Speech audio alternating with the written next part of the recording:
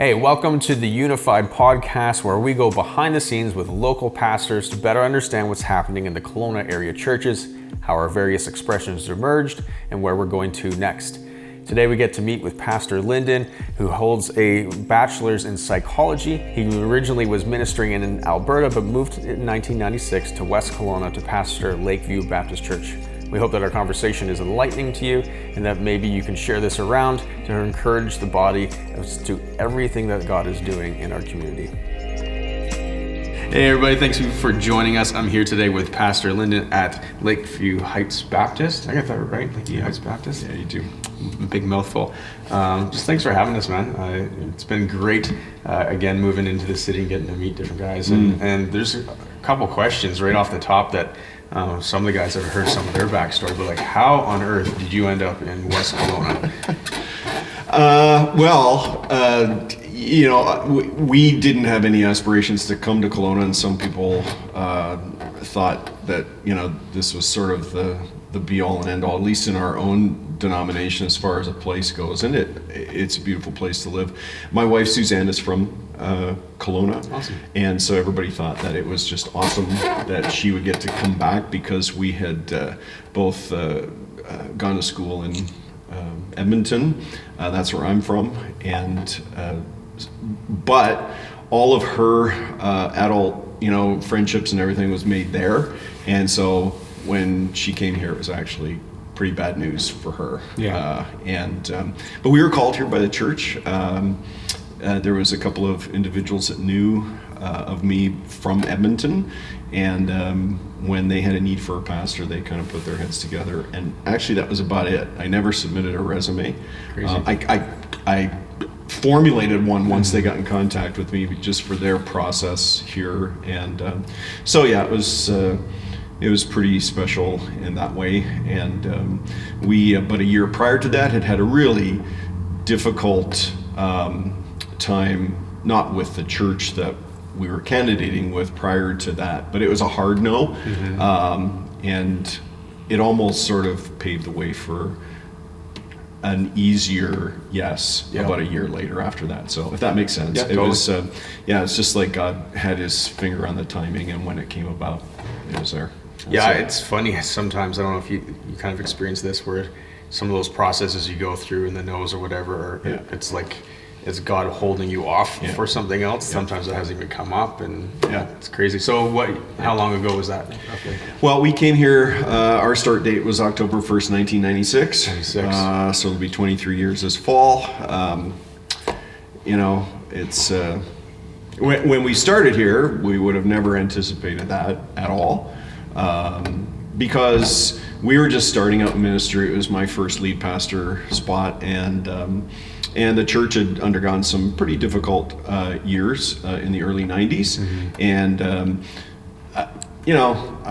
I have no real particular background as to why they thought they'd kind of take a flyer on a really young guy, but they did, and that was it. How old were you at the time? I was 30 years old at the time. Now I'm just doing the math. So yeah, I know. It's I know. It's, no, I can't. I honestly, it's a lifetime. I had now. one of these it's moments a lifetime. today. Right? I'm outside just before we started setting up here this morning, and I saw the plaque on your building, and I'm like, well, that's the year I was born. So, when you're as old as people's buildings, you're no longer young. So yeah, exactly. Crazy. Well, I'm not as old as that building, so thankfully for that. But it's all cool. It's that's crazy. It's tough to, and I think this is one of those things that's great to bring up with this.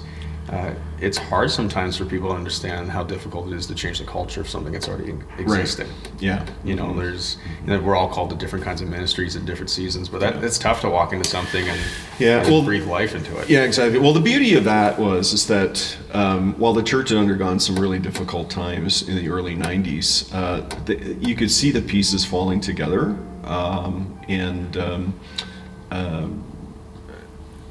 The reality is that the church was much, much better at their core from the inside than a lot of the, sort of silly, crazy reports from the outside. So once I got to know the leadership themselves, especially, it wasn't hard. And so it's almost like they were ready for that. And now it's hard to describe it, honestly. You'd almost have to ask somebody else, because, I think I know what we're about here.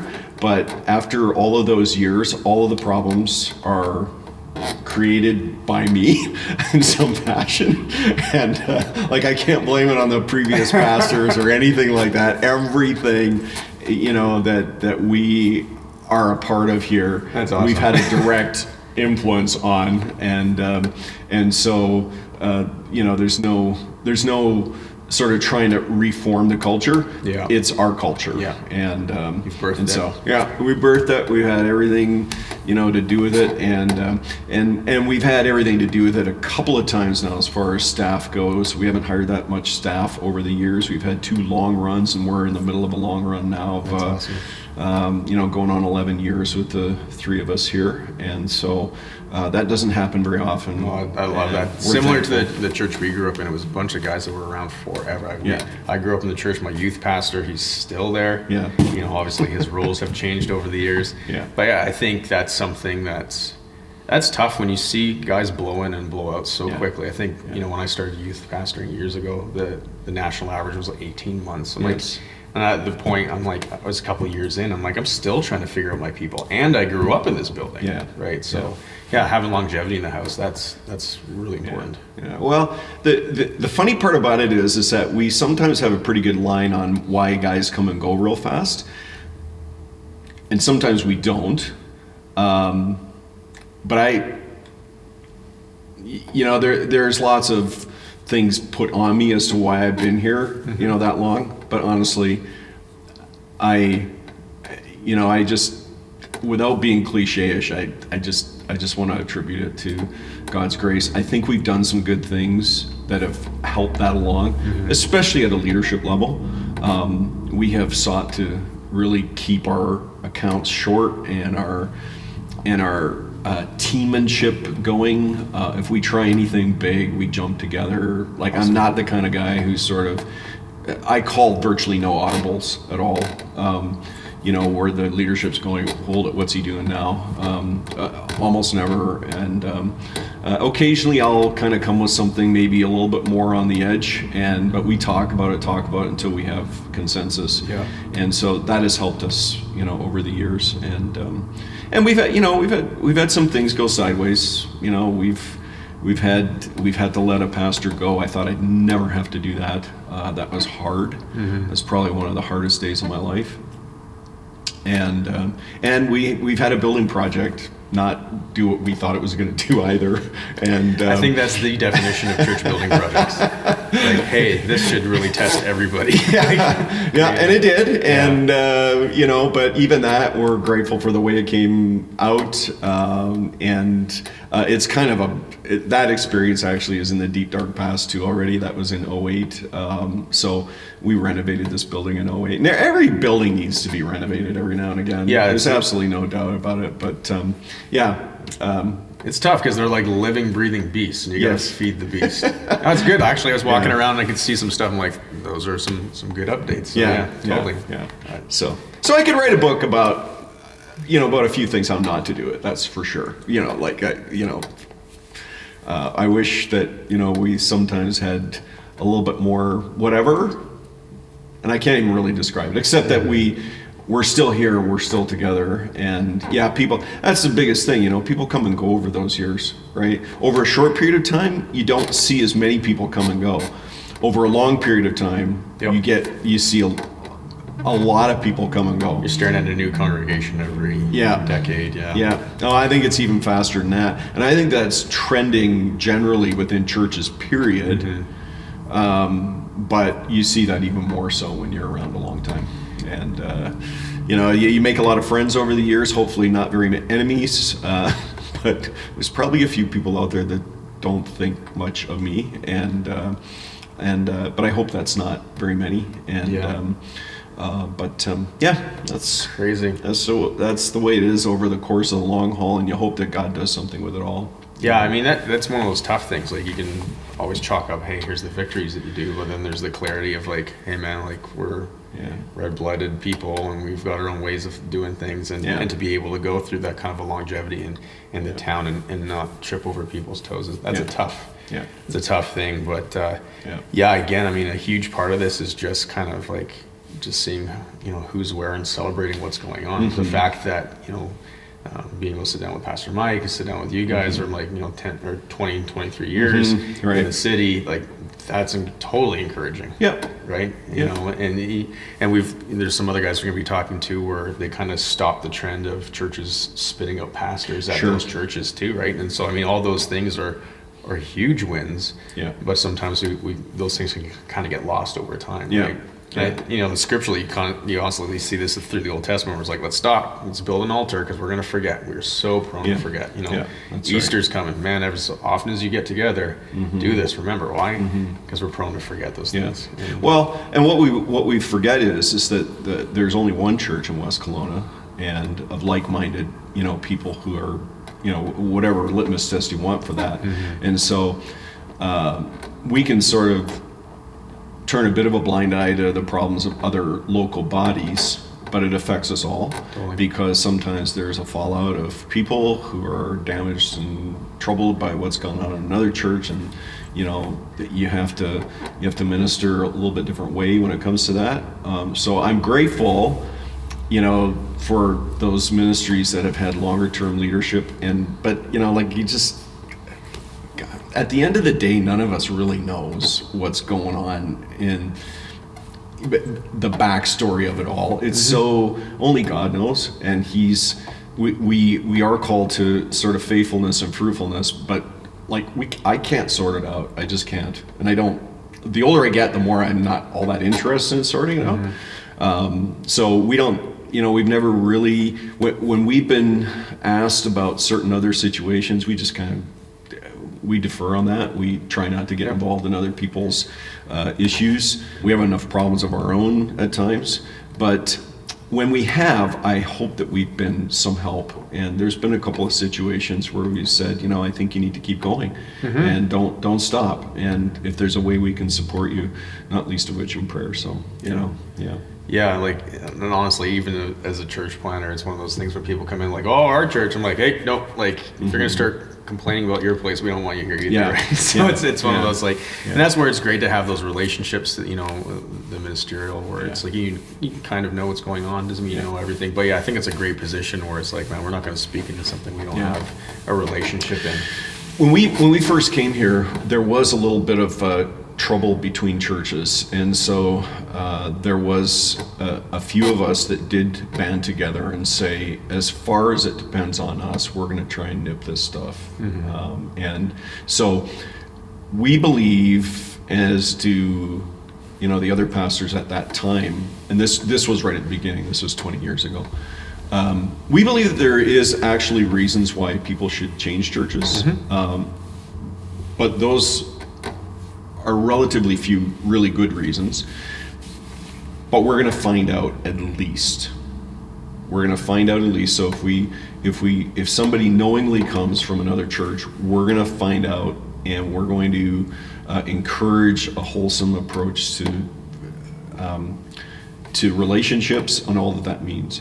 So, and all that means, like, and it's multifaceted and complicated. I understand that, but and I think that helped actually. I think between, you know, at that time it was about 3 or 4 congregations where we just said, no, we're not just gonna accept people from other churches anymore, like face value. We're gonna take them at face value in their reasons and all that kind of stuff, but we're gonna invite them to not just jump from church to church. And I think that helped. I think that's a great, and you're talking about like that, having that culture that you've established there. And I don't know if we've knocked it out of the park with similar things where it's like, you know, if someone who comes in and they're just trying to figure out, is Jesus who he said he was, great, you know, the doors are wide open. Everybody else, it's kind of like, oh, you go where? Okay, you know, and I'm like, okay, is the Lord leading this process, or are you just checking out something else? Because, you know, and that's that you were talking about that shift. You know, one of the things that we've seen and heard a lot, and I have a mentor in the city as well, where he's like, and the turnover between churches is like just epidemic. Yeah. So it's not even a spiritual shift, it's just a consumeristic shift. Yeah, so, exactly. So if you're thinking of changing churches, we all talk. But yeah, so part of our thing is very much like, hey, is the Lord leading this? Because we have had some people come with blessing from their leadership and their pastors, and are growing, like they're just, God's done something different in that expression, and they're doing amazing things. So that's where we're happy to see that transition between churches. But we want to see kingdom growth, right? So crazy. As it relates to our local group here, we talked about that kind of stuff too, like as a leadership.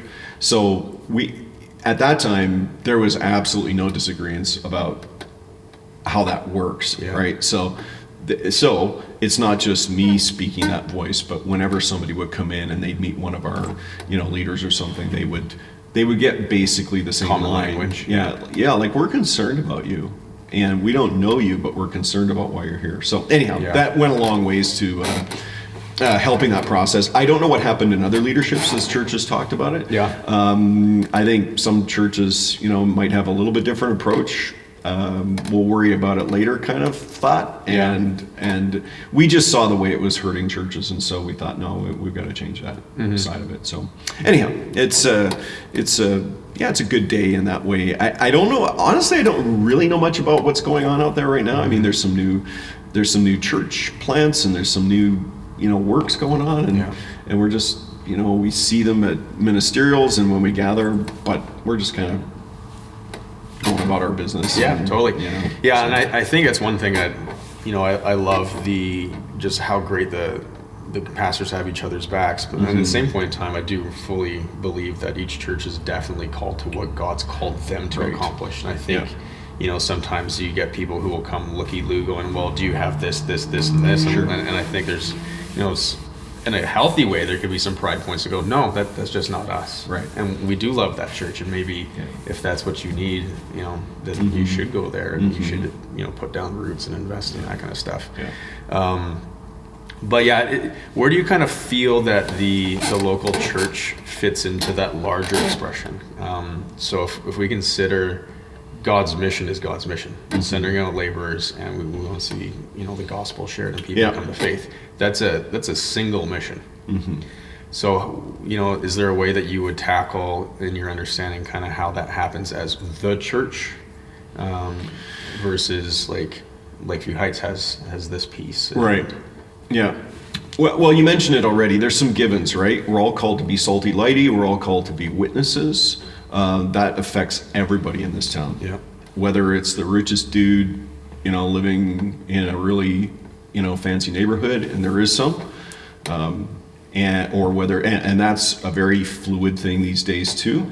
There's a lot of transience amongst people who are well off in this town because they only live here quite often for part of the year. It's right? cold. See you later. And so that's interesting. You have to figure out a way to connect there, and they're right down to the folks who find themselves marginalized on our streets and stuff like that. So we're called to be witness to all of those people, and so as it relates to the way we do that, I think that's the subculture of every church. I think God tells us, he says in his word that he's placed the gifting just as he has wanted it to be. And I believe that that's not just like overall. I think that's for specific times and seasons. And so, and it gives us a tremendous amount of relief because we don't have to be something that we're actually not as far as our gifting goes. But by the same token, we always have to be asking the question, who are we as a group? Because we get stale, and when you're around this long, you recognize, we've asked that question and answered it the same way for too long, and we have to seek God for a different answer, or be affirmed and keep going, or whatever, in a particular area of ministry. And so how it relates to, like, I think there's a whole web of relationships, right? And that's who Lakeview affects the most. Yep. And if you're around for a while, you recognize that, wow, there's a whole integrated mesh of relationships out there, not only in church world, but in the community. And so, but there's a sense of subculture sort of attractiveness that's going to come through each local body's, group of people. And,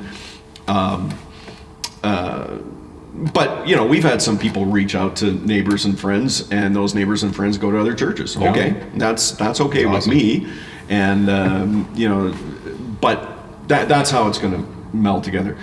Then, as it relates to how we do things together, it's difficult in some ways because we don't necessarily we don't do that well. But as I was pondering that question, I thought, anything that has, a certain amount of overlap, we should probably be thinking about how we can do certain things together. Okay.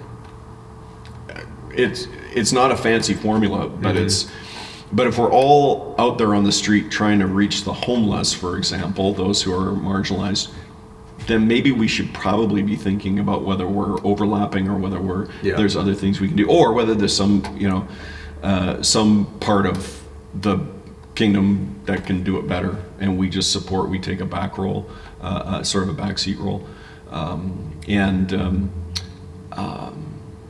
but we often think of what's most visible, but there is a lot of needs that are behind the scenes, which actually, it's kind of obvious, but our most salient sort of picture into this window into this is my wife Suzanne's been a kindergarten teacher at George Pringle for 15 years now. So what she does, and George Pringle is a bilingual school, it's both French immersion and English. She's on the English side, and so what she sees is the front end, little kids for the very first time coming to school, right? And so she sees a lot of interesting dynamics that come with that, problems, challenges of families, and of course she sees siblings over the course of time. But so why do I say that? I say that because there's a lot of people who are duking it out there in life. They're working 2 or 3 really minimum wage jobs, just trying to make ends meet. And they're not coming for help to anybody. They don't even know that they need the gospel, but there's a sense of need that can be met there. And that's I guess my point. Like, there are so many things that can be done, and it's just befriending people that don't even know that they need friends, but those are very lonely spots usually for folks in that area of life. So we see sort of some of and I really want to be careful about speaking well of people, because I know that people who are on the road, who are passing through our town, who are spending 2 years to pass through our town, whatever it may be, they sometimes get a lot of the press, but there's a lot of need behind the scenes, I guess is what I'm trying to say, that we can meet. And families, that are, our own local food bank will tell us that there is more families drawing on the food bank today than there ever has been before. That's in my lifetime. That's in my 22 years here. And so, it feels like there's problems we can't stop. They just keep getting bigger, and it doesn't matter what we do. It's like, how do we get a handle on that one? And the more we try to get a handle on that one, we don't. I think Jesus said something about the poor always being with us. So, and then to recognize how poor I am too, right? Like, what is it about my poorness that I need to, give to him and come alongside my fellow man and recognize that we're really not all that much different. Totally. But I think, Jesus' life makes us better, and it helps us, do life better, somebody once said, and all that kind of jazz. And it's good, but how do you get there? That's a whole nother story. How do you get to where you can be advocating people in their basic everyday life, but also, to meet a real need? And, we've done some things that we, even just as a couple, that we, there's just a fairly specific path into the lives of those 15 parents a year or so, or 20 sets of parents a year that we've tried to say, here's people that really are there for us just to befriend and Totally. and you know, this is not me. This is more the ministry of my wife. So it's part of the reason why she's in public education. Yeah. Being present. And she just sees that as an open door. But it's been a window for me, I guess, if we're having a hard time figuring out what our community looks like. You only need to spend a little bit of time there, and then, you know, there's still the same relational problems in some of the more, let's say, affluent schools and that kind of thing amongst families and parents and marriages and all that kind of stuff. That doesn't stop. Yeah, all the internal struggles are still Yeah. there. They just, you know, have something shinier on the outside. Maybe Exactly. Square footage. Yeah. I think that key thing with, you know, your wife's heart for those families is, I think, or at least where I'd like to see the church grow a lot, you know, the church as a whole, it's just that grassroots part where it's just being present with the people that you have living on the left and right, the people that you run into at the store and all that kind of stuff. Yeah. You know, we've said this in passing, like teaching it. I don't know if we've really sat down and chewed over it enough, but just kind of saying, like, you need to, and this is something that was kind of laid on my heart when we were moving up here, was like, you can be, you're God's answer to someone's prayer. Which is just a weird thing to go like, oh, like we're that sent, like that relationship that you are, that open door that you have, that handshake, that hug, that, you know, table talk, whatever it is. Like, it's amazing the things, and I'm sure you've seen this, you do all this church stuff and then you do this little thing in passing and it just completely alters someone's perspective of something, and you're like, oh, okay. So we can't get around Jesus, you know, in the way that he identified the need. And then just a couple of Sundays ago, I was sharing about this. I said, be very careful what you pray for, because you can imagine, you know, Jesus, he's just starting to go to Jerusalem, and he says, it's that famous passage, you know, pray the Lord of the harvest, send out workers, you know, and you can just imagine the disciples getting around and go, yeah, okay, we'll pray. And then literally in the next chapter, he says, so now I'm going to send you. And he's going, and you can imagine them going there, oh, we're the answer to the prayer we just prayed. Yeah. Yes, you are. That's annoying. Right? Almost always we are. Totally. Almost God put something always. on your heart, guess what? Almost always. Yeah. We're never praying sort of third person kind of for nothing, you know, so, So, and, you know, I guess you don't have to literally pray the prayer, but he's still laying it on you. It doesn't matter whether you're going to pray or not. He's going to say, I want you to pray this, and I want you to be the answer no matter what. I always say it's kind of unfair playing with God because he changes your heart, right? Yes. It's like, yes. I think you got a full house and you look down and like, oh, okay, no, it's something else now. Yeah, for sure. Which is great, because ultimately it's also for our best and our better you know, understanding of him. Yeah. So what's kind of something that you're excited next for Lakeview Heights? Yeah, well, so Lakeview turned 40 a couple of years ago already now. So as an established church, we celebrated that. I'm not big on anniversaries, never have been. I like them to be short and sweet. Celebrate the past but move on. I think we're forward. I think we have a forward-looking God who invites us to remember. But then it's amazing that the way we remember well is because He always sort of reinvents the future that's already happening. And so at that particular time, we just formed a vision committee that talked about who we want to be by 50. Okay, and we found that 10 years into the future was too far to try and envision, so we ramped it back to about 5 years. We established just a lot of what we're talking about today here. Another pastoral position in our church that really relates to the community life of our church. To the community, yes, but about the community life of our church, with the end game always being, who are you going to be to your friends and neighbors? I love the being. That's awesome. Yeah. So community, pastor community life, and so we're in the throes right now of, and we have been for some time, of seeking out that position. But there's been this picture that I've been given recently, just about a bride, and we've all done a little bit of premarital counseling. And once the bride, and sometimes a little bit before that, once the bride becomes engaged, they become almost giddy like that the wedding and the groom and everything about the bride is all they talk about. It consumes their plans. It consumes their thoughts. They've got that day in mind. Everything, and they're out there shopping for it. Almost all of their shopping and planning is about that day. They have these crazy ideas sometimes that Aunt May doesn't agree with, but she says, no, I'm going to do it anyhow. And there's just like this excitement about the bride, and when the bridegroom comes, biblically, we're not going to have, a little bit of a heads up. We just know what's going to happen. But the bride's always preparing, and she's absolutely giddy. She's inviting others to the feast. There is amazing things happening around this bride, and that's what I imagine and hope even more so for our church in the next 20 years. That's awesome. That we become that giddy bride, who that's all we do is talk about Jesus. We plan for it in a number of different ways. We want to be as beautiful and pure as possible. We want to